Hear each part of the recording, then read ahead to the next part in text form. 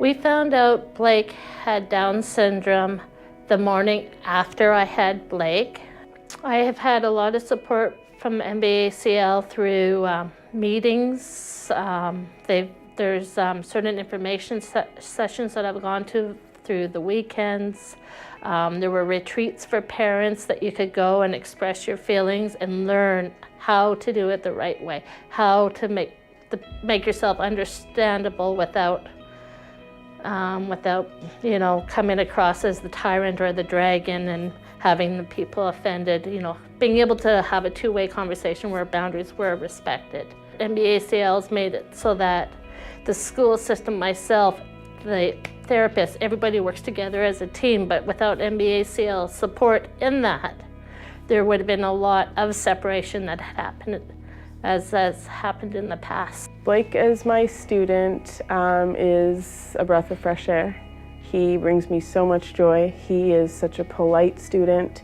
Blake belongs at school like anyone else. It's sort of like when we put our kids in preschool. It wasn't so much as much as it was for learning, it was also the sociability. Getting them to socialize with other kids.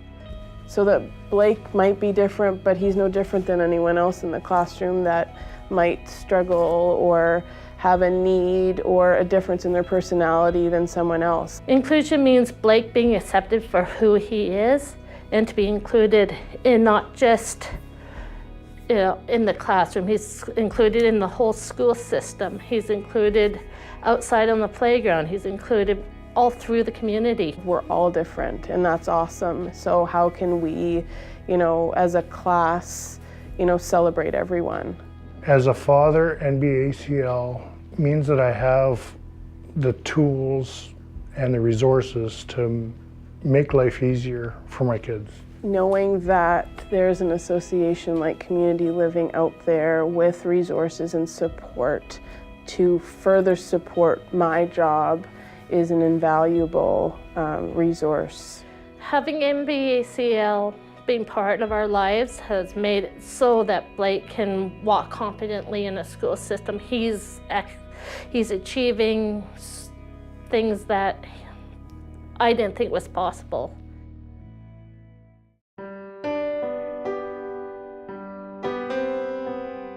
My name is Kay, and I have 3 children. Megan is 22, and she has Down syndrome with autism. My daughter Angela is 18, and my son Nathan is 15, and he has autism as well. I got really sick right after Angela had graduated from high school. That's when it became an emergency, and she needed to go in for emergency surgery. I was in ICU when I realized the significance of what had happened to me with suffering the heart attack during surgery, and also the extent of how long I was going to be kept in hospital. It was hard for me to see her in that way because she's always up and going and doing things with us, and so I never have seen her that way. So that was hard. I knew Angela was very capable of looking after both her brother and her sister. However, she had these 2 jobs. Well, while she was in surgery, I had to figure out things with my siblings because it's just me and Mom. So I had Nathan's social worker inform me that if my mom wasn't better and out of hospital, that the easiest and best thing for them to do was to put Nate into foster care and my sister into a nursing home. And I didn't want that. It was already hard enough for them not having their mom at home. So someone from Community Living did call, and they basically just said asked me what I needed. So I explained that my biggest issue was getting hours for the kids, but I needed 24/7 care for the kids while I was at work. And so I said that was my main focus right now, and that's what I needed help advocating for. When the support came in from Community Living, it gave her the strength she needed to keep going with the kids. I was thankful because it was that was a big stress for me because I didn't know what was going to happen. So that was a big help. And I had a huge concern for feeding my kids. It seemed like when I was in the hospital, the meals were covered by friends and family, but then when I came home, I wasn't able to cook. I wasn't able to really get out of the chair. So community living came up with a solution and provided us with, I believe it turned out to be about 2 weeks worth of food that went in my freezer. Community living came forward and picked up the pieces that were crumbling.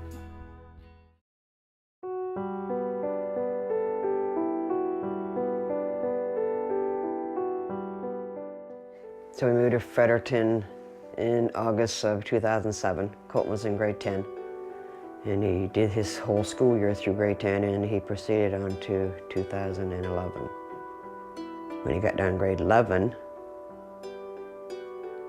Colton changed. He changed into somebody I didn't know who he was anymore. And he proceeded to steal from me. Almost made me homeless, so he could get his video games and whatever he could get his hands on. And then I couldn't do it anymore because I was working and my marriage fell apart. I made an appointment to take Colton to the doctor because I needed his prescription refilled. And then Colton wanted to talk to her by himself, so I left the room. I don't know what was said, and said, "Colton will not be going home with you." And I asked her why. And she says, "For your safety and his safety." And then that's when my life fell apart. The same day when Colton was taken away from me and put into the hospital, I wanted to commit suicide. Because I feel like my world was taken from me. Today, with the help of the community living and all the staffing, I'm so glad I did not commit suicide, because I know Colton has a bright future and he will get there. Community living has guided me through the whole thing. It's told me who to call, what questions to ask, and what answers to accept or not accept. Because they didn't only change Colton's life, the community living changed my life. Colton's future, I see a bright future with Colton. As long as he stays involved with community living, he will be fine. Like, he's already got his own apartment, he's doing fine in it, he loves it. My goal at the time when I turned 18, I said to myself, I want my own apartment. And the community living has helped me get it. Because they didn't only change Colton's life, the community living changed my life.